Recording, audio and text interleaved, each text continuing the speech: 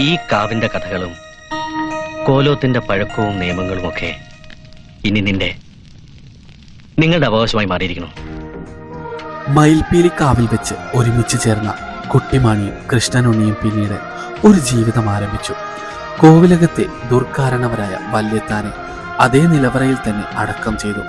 അതിനുശേഷം വല്യത്താന്റെ ആത്മാവിനെ ആ മന്ത്രമോതിരത്തിൽ ആവാഹിച്ച് മയിൽപീലിക്കാവിലെ ചിത്രപ്പെട്ടിയിൽ അടച്ചുവെച്ചു. അതിനുശേഷം മയിൽപീലിക്കാവിൽ ആരും പോവാതെയായി. മയിൽപീലിക്കാവിലെ പൂജകൾക്ക് ശക്തി ക്ഷയിച്ചതോടെ വർഷങ്ങൾക്കിപ്പുറം വല്യത്താന്റെ ആത്മാവ് ബന്ധനത്തിൽ നിന്നും പുനർജനിച്ചു. ഒരു രാത്രി ഇടിമിന്നലും മഴയുമുള്ള സമയം കോവിലകത്തെ നിലവറയുടെ വാതിൽ തനിയെ പതുക്കെ തുറന്നു.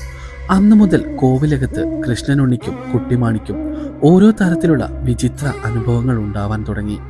കോവിലകത്തിന്റെ ഇടനാഴിയിൽ വെച്ച് വല്യത്താന്റെ വിചിത്ര രൂപം കാണാൻ തുടങ്ങി. വല്യത്താന്റെ ആത്മാവ് പുനർജനിച്ചതായി ജ്യോത്സ്യ പ്രവചനത്തിലൂടെ അറിഞ്ഞ കുട്ടിമാണിയും കൃഷ്ണനുണ്ണിയും വിറങ്ങലിച്ചു നിന്നുപോയി. അപ്പോഴായിരുന്നു കൃഷ്ണനുണ്ണിയുടെ കയ്യിൽ കാവിൽ പണ്ട് ആത്മാവിനെ ആവാഹിച്ച് തളച്ച മന്ത്രമോതിരം കാണാനിടയായത്. ഒരു വിചിത്ര ശാപം പോലെ, അല്ലെങ്കിൽ ആ മോതിരം ദേഹമന്വേഷിച്ച് അലയും പോലെ എന്നൊക്കെ പറയാം. അത് കൃഷ്ണനുണ്ണി എന്ന് സ്പർശിച്ചുവോ അന്നു മുതലായിരുന്നു വല്യത്താന്റെ ആത്മാവ് കൂടുതൽ വികൃതമാവാൻ തുടങ്ങിയത് എന്നുകൂടി ജ്യോത്സ്യൻ പ്രവചനത്തിലൂടെ പറഞ്ഞു. എന്നാൽ മന്ത്രമോതിരത്തിനൊരു പ്രത്യേകതയുണ്ടായിരുന്നു, ആരും ഇതുവരെ മനസ്സിലാക്കാതെ പോയ ഒരു പ്രത്യേകത. ആ മോതിരം കുട്ടിമാണിക്ക് മാത്രമായിരുന്നു അതിൻ്റെ പൂർണ്ണ അവകാശം. വീണ്ടും ആവാഹനത്തിനുള്ള കളമൊരുങ്ങി. കോവിലകത്ത് വീണ്ടും മന്ത്രങ്ങളുടെ സ്വരമുണർന്നു. അന്നത്തെ രാത്രി നിലവറയിലെ വാതിലുകൾ തള്ളിത്തുറന്ന് വല്യത്താന്റെ ആത്മാവ് മന്ത്രകളത്തിലേക്ക് വേഗത്തിൽ നടന്നു. മയിൽപീലിക്കാവിലെ പൂക്കളിൽ നിന്നും അന്യായമായ സുഗന്ധം പടർന്നു തുടങ്ങി.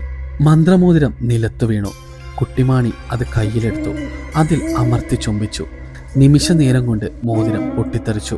അതിൽ നിന്നും രക്തത്തുള്ളികൾ കൃഷ്ണനുണ്ണിയുടെ മുഖത്തേക്ക് തെറിച്ചു. വല്യത്താന്റെ ഭീകരരൂപം കാവിലെ പൂക്കളിലേക്ക് വലിച്ചിഴക്കപ്പെട്ടു. നിലത്ത് വീണ് പൊട്ടിത്തെറിച്ച മന്ത്രമോതിരത്തിൽ നിന്നും വീണ രക്തത്തുള്ളികളിൽ ഒരു തുള്ളി കൃഷ്ണനുണ്ണിയുടെ നെറ്റിയിൽ തിലകക്കുറി പോലെ ചാർത്തി. ആശ്ചര്യത്തോടെ ഇതെങ്ങനെ വന്നു എന്ന് ചോദിച്ചു. അവൻ പതുക്കെ ചിരിച്ചു. അതേ ചിരി, പഴയ വല്യത്താന്റെ ക്രൂരചിരി. നീ കരുതുന്നുണ്ടോ ഞാൻ പോയി എന്ന് പതിഞ്ഞ സ്വരത്തിൽ കുട്ടിമാണിയോട് കൃഷ്ണനുണ്ണി പറഞ്ഞു.